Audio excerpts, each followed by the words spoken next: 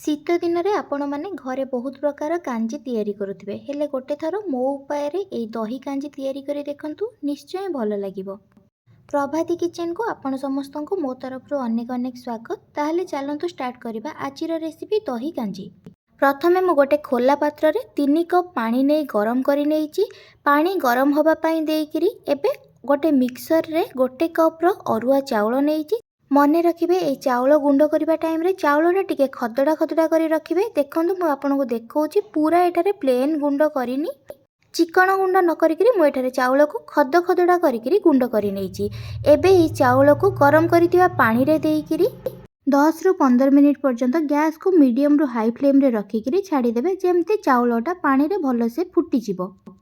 ଏବେ ଦେଖନ୍ତୁ ଏତିକି ହିଁ ବନେଇବେ, ଏହିପରି ଭାବରେ ଏତିକି ହିଁ ଚାଉଳଟା ଆମର ଗରମ ପାଣିରେ ଦେବା ଦ୍ୱାରା ଏତିକି ଫିଟିଯିବା ପରେ ହିଁ ଏବେ ମୁଁ ସେଥିରେ ଦହି ଦେବି। ଦହି ମୁଁ ଏଠାରେ 4 କପ୍ ଦହିରେ 2 ଗ୍ଲାସ୍ ପାଣି ଦେଇଛି। ଆପଣ ଯେତିକି କାଞ୍ଜି ବନେଇବା ପାଇଁ ଚାହିଁବେ ସେତିକି ଦେଇପାରିବେ, ସେହି ହିସାବରେ ଅଧିକା କମ୍ କରି ଦହି ନେଇପାରିବେ।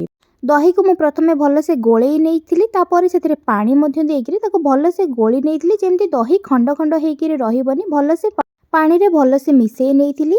ସେହି ହିସାବରେ ଦହି ଦେବା ପରେ ଏବେ ସ୍ୱାଦ ଅନୁସାରେ ମୁଁ ଏଠାରେ ଲୁଣ ଦେଇଛି। ଲୁଣ ମୁଁ ଏଠାରେ 2.5 ଚାମଚ ଦେଇଛି। ଆପଣ ଯେତିକି ଦହି ଖଟା ଥିବ କିମ୍ବା ଯେତିକି ପରିମାଣରେ ଦହି ନେଇଥିବେ ସେହି ହିସାବରେ ଆପଣ ଲୁଣ ଦେବେ। ତା ସାଙ୍ଗରେ ହଳଦୀ ଦେଇକିରି କିଛି ଟାଇମ୍ ପର୍ଯ୍ୟନ୍ତ ମୁଁ ଏଠାରେ ଗୋଳେଇ ନେଉଛି। 5 ମିନିଟ୍ ପର୍ଯ୍ୟନ୍ତ ମୁଁ ଏଠାରେ ଗ୍ୟାସ୍କୁ ମିଡ଼ିୟମରୁ ହାଇ ଫ୍ଲେମ୍ରେ ରଖିକିରି ଗୋଳେଇ ନେଉଛି। 5 ମିନିଟ୍ ପରେ ଏବେ ଦେଖନ୍ତୁ କଲର୍ ବି ଚେଞ୍ଜ ହେଇଯାଇଛି। ଏବେ ଏହି ଟାଇମ୍ରେ ଦହି ଟିକେ ଆମର ବହଳିଆ ହେଇ ଆସିଛି। ଏବେ ମୁଁ ଏଠାରେ କିଛି ପରିବା ଦେବି। ଆପଣ ଚାହିଁଲେ ପରିବାକୁ ଭାଜିକିରି ମଧ୍ୟ ଦେଇପାରିବେ, ନହେଲେ ପରିବା ସିଝେଇକିରି ମଧ୍ୟ କାଞ୍ଜି ବନେଇ ପାରିବେ। ମୁଁ ଏଠାରେ ପରିବା କାଟିକି ରଖି ନେଇଥିଲି। ଏବେ ସେଇ ପରିବାରୁ କୋବି ଅଳ୍ପ କିଛି, ତା ସାଙ୍ଗରେ ମୂଳା ମଧ୍ୟ କାଟିକି ନେଇଥିଲି, ତା ସାଙ୍ଗରେ ମୁଁ ଏଠାରେ ବିନ୍ସ ଏବଂ ଟମାଟୋକୁ ମଧ୍ୟ କାଟି ନେଇଥିଲି।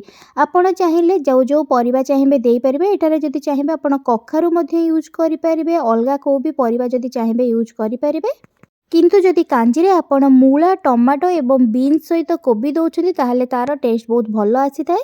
ଏବେ ପରିବା ଟିକେ ସିଝିଯିବା ପରେ ମୁଁ ଏଠାରେ ଡାଲଚିନି ଏବଂ ଧନିଆର ଗୁଣ୍ଡ ମୁଁ ଏଠାରେ 2 ଚାମଚ ଦେଇଛି, ତା ସାଙ୍ଗରେ କାଶ୍ମୀର ରେଡ୍ ଚିଲି ମଧ୍ୟ ଏଠାରେ 1/2 ଚାମଚ ଦେଇଛି। ଆପଣ ଯଦି ମସଲାରେ ଅଲଗା ଚାହିଁବେ, ଯେମିତିକି ଗରମ ମସଲା, ଜିରା ଗୁଣ୍ଡ ଏବଂ ଧନିଆ ଗୁଣ୍ଡ ମଧ୍ୟ ଆଡ଼୍ କରିପାରିବେ।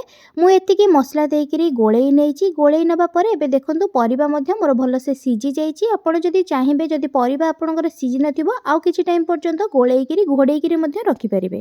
ପରିବା ମୋର ସିଝିଯିବା ପରେ ଏବେ ସେଇ କାଞ୍ଜିରେ ଗୋଟେ ଛୁଙ୍କ ଦେବା ପାଇଁ ମୁଁ ଗୋଟେ ମିକ୍ସରରେ କିଛି ରସୁଣ, 10-12ଟି ରସୁଣ, ତା ସାଙ୍ଗରେ ଭୂଷଙ୍ଗ ପତ୍ର କିଛି ନେଇକିରି ତାକୁ ବାଟି ନେଇଛି। ଏଇଠି ମୁଁ ବାଟିବା ଟାଇମ୍ରେ ଦେଖନ୍ତୁ ମୁଁ ଖଦଡ଼ା କରି ବାଟି ନେଇଛି। ଏବେ ବାଟି ନେବା ପରେ ଗୋଟେ କଡ଼େଇ ଗରମ କରି ସେଥିରେ 1 ଚାମଚ ତେଲ ଦେଇଛି। ମୁଁ ଏଠାରେ ରିଫାଇନ୍ ତେଲ ଦେଇଛି। ତେଲ ଗରମ ହେଇସାରିବା ପରେ ସେଥିରେ 1 ଚାମଚ ଫୁଟଣ, 2-3ଟି ଲଙ୍କା ଦେଇକିରି ତାପରେ ବାଟିକି ରଖିଥିବା ରସୁଣ ଏବଂ ଭୂଷଙ୍ଗ ପତ୍ରକୁ କଡ଼େଇରେ ଦେଇକିରି କିଛି ଟାଇମ୍ ପର୍ଯ୍ୟନ୍ତ ଗୋଳେଇ ନେଇଛି। ଭୂଷଙ୍ଗ ପତ୍ର ଚାହିଁଲେ ଆପଣ ଗୋଟା ଦେଇପାରିବେ। ମୁଁ ଏଠାରେ ଖଣ୍ଡ ଖଣ୍ଡ କରି ତାକୁ ବାଟି ନେଇଥିଲି, ହେଲେ ମୁଁ ପୁରା ଚିକଣ କରି ବାଟିନି, ଖଣ୍ଡ ଖଣ୍ଡ କରି ରଖିଛି, ଯେମିତିକି ଭୂଷଙ୍ଗ ପତ୍ରର ବାସ୍ନାଟା ଭଲ ଆସିବ। ଏବେ ସେଇ କଡ଼େଇରେ କାଞ୍ଜିକୁ ଦେଇକିରି ମୁଁ ଏଠାରେ ତା'ର ଛୁଙ୍କ ବନେଇ ନେଇଛି। ଆପଣମାନେ ବି ଏଇ ପ୍ରୋସେସ୍ରେ ବନାନ୍ତୁ, ଦେଖିବେ ନିଶ୍ଚୟ ଆପଣଙ୍କୁ ଭଲ ଲାଗିଥିବ। ଯଦି ଭିଡ଼ିଓଟି ଆପଣଙ୍କୁ ଭଲ ଲାଗିଥିବ ତାହେଲେ ଲାଇକ୍ ସହିତ ସେୟାର କରିନେବେ। ଆଉ ଯଦି ମୋ ଚ୍ୟାନେଲରେ ନୂଆ ଥିବେ ତାହେଲେ ସବସ୍କ୍ରାଇବ୍ ମଧ୍ୟ କରିନେବେ। ସବସ୍କ୍ରାଇବ୍ କରିବା ସହିତ ପାଖରେ ଥିବା ଛୋଟ ବେଲ୍ ଆଇକନ୍କୁ କ୍ଲିକ୍ କରିଦେବେ, ଯାହାଦ୍ୱାରା ମୁଁ ନେକ୍ସଟ ଯାହା ବି ଭିଡ଼ିଓ ଅପଲୋଡ଼ କରିବି ତାହାର ନୋଟିଫିକେସନ୍ ଆପଣଙ୍କ ଫୋନ୍କୁ ଆସିଯିବ ଏବଂ ଆପଣ ଯାଇକରି ଭିଡ଼ିଓଟିକୁ ଦେଖିପାରିବେ। ରହୁଛି, ନମସ୍କାର, ଧନ୍ୟବାଦ।